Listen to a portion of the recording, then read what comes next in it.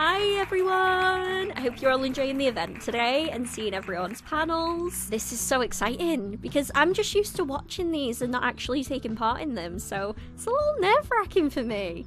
I apologise if I ramble, by the way, but hopefully I'll be fine.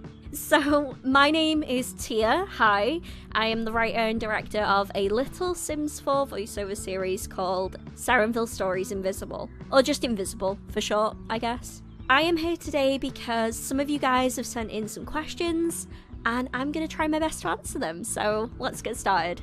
The first question is, how do you juggle the emotional struggles of all your characters in your story? Do you find it difficult to separate yourself from the situations and write logically, or do you write from the heart? So, without including Hannah, there's 14 other students in detention with her right now. So to me, I'm thinking, okay, that's 14 potential neon candidates I've got here, where I need to work on their backgrounds, their quirks, their flaws, and I want to make them feel as fleshed out as possible to make you think that each character is just important as the next, because who knows, they might just be Neon Moon. And that is a really hard thing to do because there's just so many of them. But I will say that it's been extremely helpful to think like that because it's made me insanely conscious of their screen time and being sure to give each of them a purpose within the story, whether it's sooner or later down the line. Everyone has a role to play. Another thing, which is quite nice, was introducing the shorts, where I was able to explore the supporting character stories and show you a bit more about them. So I'll be explaining things like why they are the way they are in the main show, like covering things from their past and stuff like that. In terms of my writing, I'd say I write logically first. I like to research things that I'm not entirely familiar with and make sure things are correct first. And then after that, I'll write emotion into it. So yeah, I find a mixture of both is really nice. Question number 2. In the last episode, Hannah and Tia had a major falling out.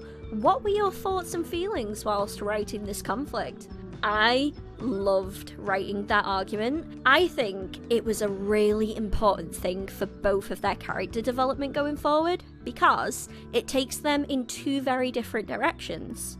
Hannah had kind of placed Tia in this sort of mentor role, as it were. Someone that she looked up to, that she depended on a lot to keep herself from, the isolation of her bedroom. Similar to how she depended on Luna for her own identity too. So it was kind of like Hannah was falling back into these old bad habits again, right? Difference now, though, is instead of her just being ghosted and getting no closure, there was actually someone that challenged her this time and held her accountable for the things that she did, which I think Hannah really needs someone like that in her life because she is a person that's always been mollycoddled and babied a lot in the past. She doesn't exactly know how to step out on her own 2 feet yet, and having these two characters separated for a little while I think is going to give them a lot of space to grow, and with how both of them are at the moment, I think it was inevitable that these two are going to clash at some point. They're still friends, but they're going to take some time to do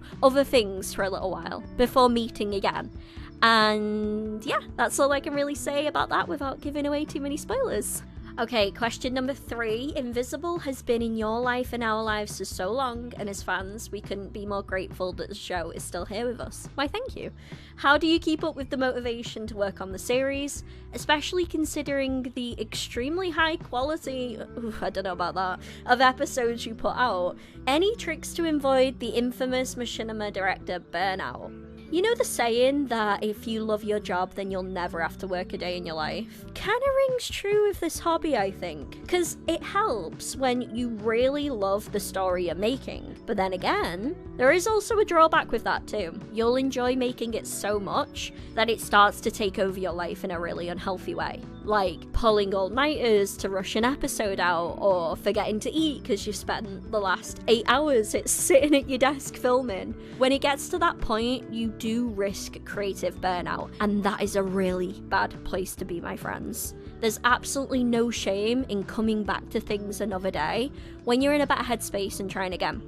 I wish I could say to you that I have never been burnt out before, but after releasing my last episode, I actually was. Pretty badly too. Like, I filmed pretty much every day for an entire year, and I just was not doing well after that.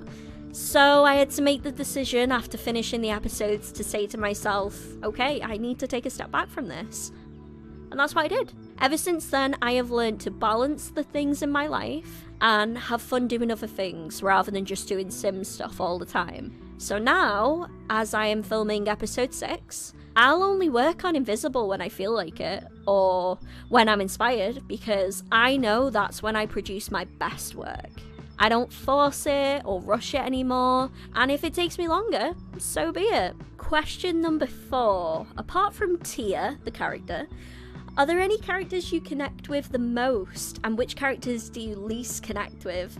Oh, I love this question. This is so fun. Okay, I think in comparison to some of the other characters, me and Tia aren't actually that similar, to be honest. Mainly just because I thought it'd be boring to voice a character that's exactly like me. So I just wanted it to be this little shit disturber that doesn't really give a fuck. Whereas IRL, I am actually pretty anxious, very quiet, and I keep to myself most of the time, exactly like Hannah does. I also relate to Amelia a lot, with her feeling like the outsider in her circle and not really knowing where she fits in or where she belongs yet. Also Brandon, for sure, with the stuff that goes on with his family. For the characters I least connect with, I would say Chase, because drugs are no bueno. Definitely Vince too. His enjoyment in just putting people down and making people small makes me so angry. And I guess Chloe too, just with her endless need of wanting to be in a spotlight all the time. Question number 5. Who is your favourite character to write for? Hands down, it's gotta be Kyle. And you know what's funny too? I asked this question to some of my friends and they were like, oh yeah, it's definitely Kyle. Kyle's your boy. He is the character that I have put the most time into researching into as well. Well, him and Mel, actually, they're like my top 2 research characters, I think. And it's interesting too, because in so many other shows I've seen, I have always found that the bully character is always villainized and nothing is ever explored or developed past that. Like, okay, if you look at them on a surface level, then yeah, yikes. Extremely problematic, obviously. But if you actually dig deeper and explore their challenges, family troubles, insecurities, you'll find a very troubled individual that's often been misguided or could be a victim of circumstance. Like, there's just so many layers to explore there. And I love a flawed character. I love a redemption arc. I love characters of power hitting rock bottom and being humbled and then having to rebuild themselves from the ground up. I don't know.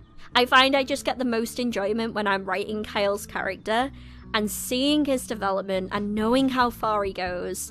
All I want to do is protect him and put him on the right path and see him do well. And I think what's also really satisfying as well is writing a character who's generally disliked from the beginning because they do awful things, but then eventually being able to sway the audience. Like, that's a really satisfying thing as a writer to see. Question number 6. Do you think that the dynamic between Tia and Ferris is romantic or toxic? Can you explore their dynamic for us? You know what? It's kind of complicated with them because it's both. It's honestly both. I filmed a short a little while ago where you see how they meet each other for the first time. It's at one of Ferris's concerts and they do have this instant romantic connection, right? But, as I'm sure you can probably imagine, with Ferris being the frontman of a band, he has a lot of girls just throwing themselves at him all the time, and he's always just been used to that attention, right? So fast forward to now, and there's this girl who he's really into, but she's just unavailable. So what we're seeing is this other side of him whose ego has been hurt and is very pushy and needy and impatient. So it's definitely toxic in that sense for sure. But the reality is that they do both like each other. But it's like a kind of right person, wrong time kind of situation. I think if they're able to take the time, maybe create a strong bond as friends first and just be there for each other, then who knows what the future will have in store for them. So question number 7, what can we look forward to for the future of Invisible? Well, hopefully you can look forward to 5 more episodes. There's going to be 10 in total. And that should then conclude Hannah's story. After that, I'm not sure. If I'm still around by then, I would love to do another season, because I've actually been leaving like little breadcrumbs here and there in the series now, just in preparation to lead up to a season 2. And that would follow the whole Sky and Vince stuff that's been going on, and Sky would be the protagonist of that 2nd season. So, fingers crossed, we'll see what happens with that.